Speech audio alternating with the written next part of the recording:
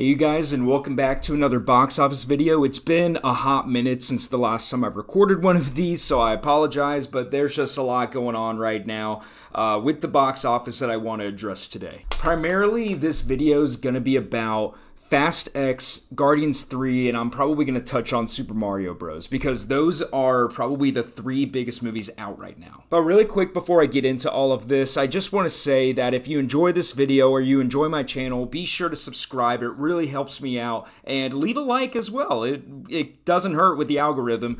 But with all of that being said, let's go ahead and get into this. So I think the best way to go about it is I'm going to go movie by movie and just kind of analyze what's been going on lately. And I'll start with Fast X. So Fast X was released this previous weekend, and it opened up to the tune of $67,500,000 here domestically. And this number is a little concerning for me for the Fast franchise.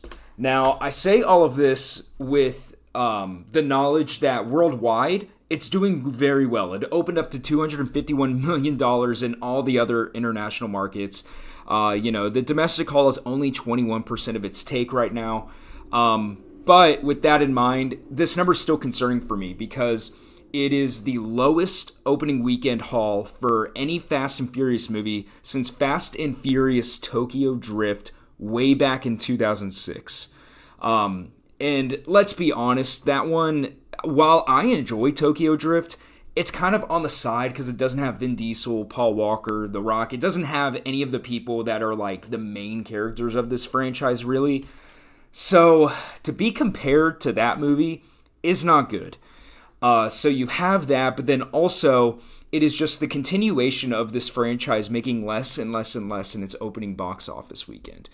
I decided to go back to Furious 7 and just see how each installment has done since then.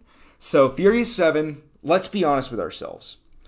Part of the reason why that movie made so much money, it made $1.5 billion worldwide at the end of everything. But part of the reason why it made so much money there in the opening weekend is because of the tragic passing of Paul Walker. Okay? Everyone wanted to see what they were going to do. You know, you had James Wan there, who's a great filmmaker, coming in and making a Fast and Furious movie. But ultimately, kind of what pushed it over the edge to making $147 million that weekend was the tragic passing of Paul Walker, rest in peace. And then they also opened on that Easter weekend. I already said it, but that movie opened to $147 million. So then you fast forward to Fast 8, which still had The Rock in it, and it also opened on Easter weekend. Over that entire 4-day weekend, it made $107 million. If you just want to count the 3-day, it made $98 million.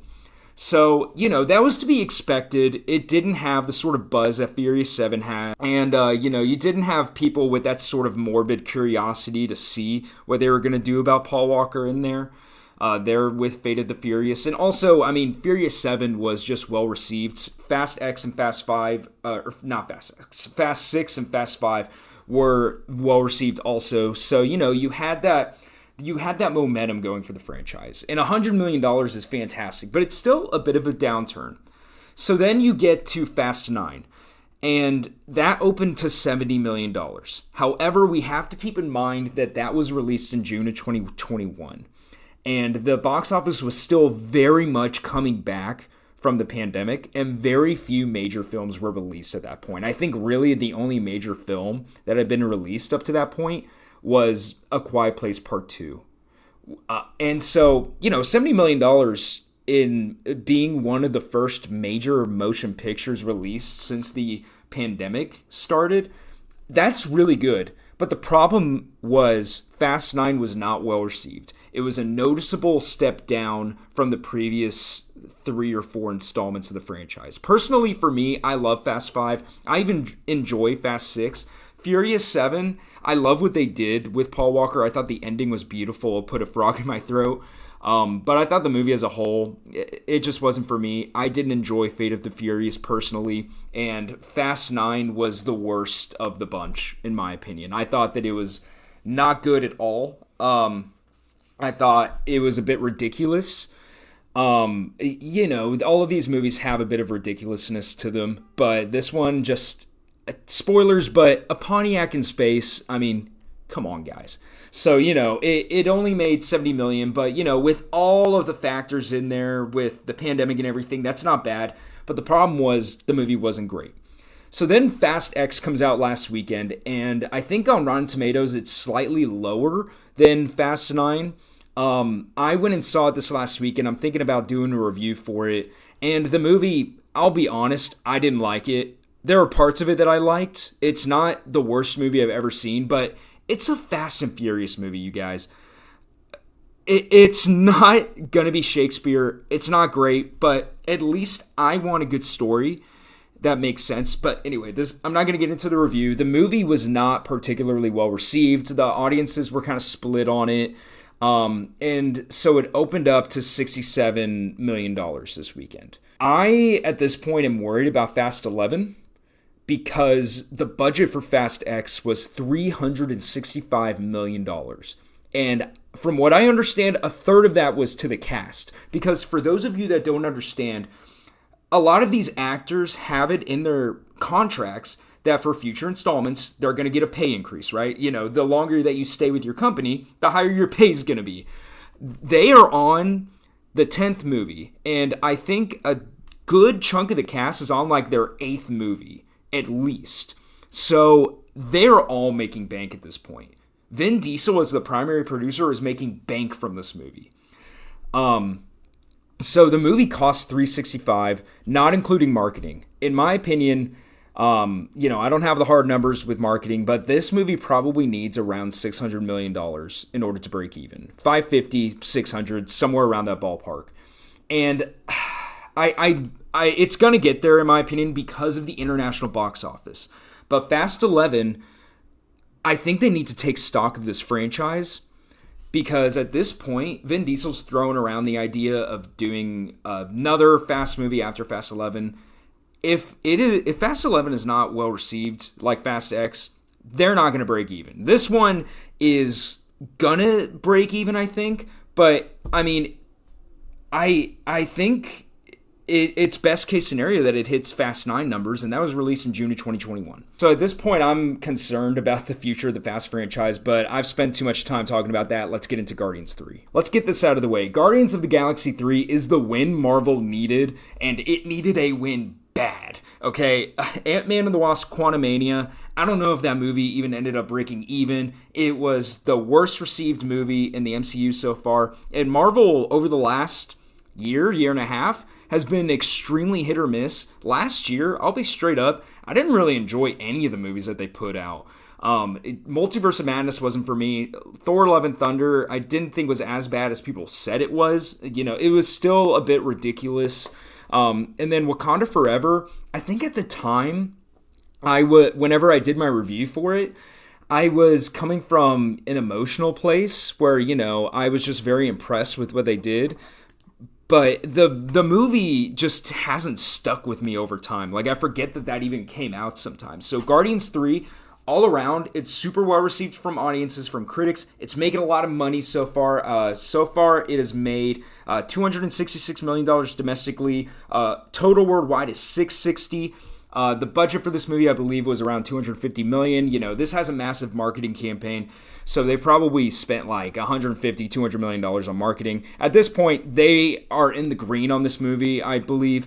So huge win for Marvel. It is much deserved. My hat's off to James Gunn and everyone that had a hand in making this movie. I am very curious to see where this ends up total because it is under the opening weekend for Guardians 2, which was around $140 million, but it's above Guardians 1 that had $94 million in its opening weekend.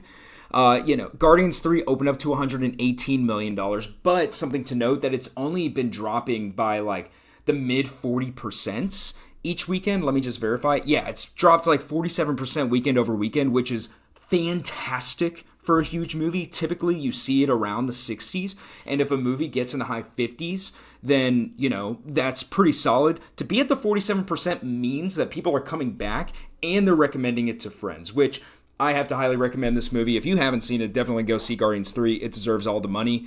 But by the end of their respective hauls, Guardians 1 made $772 million worldwide, and then Guardians 2 made $863 million worldwide. And so this one right now is sitting in the mid 600s.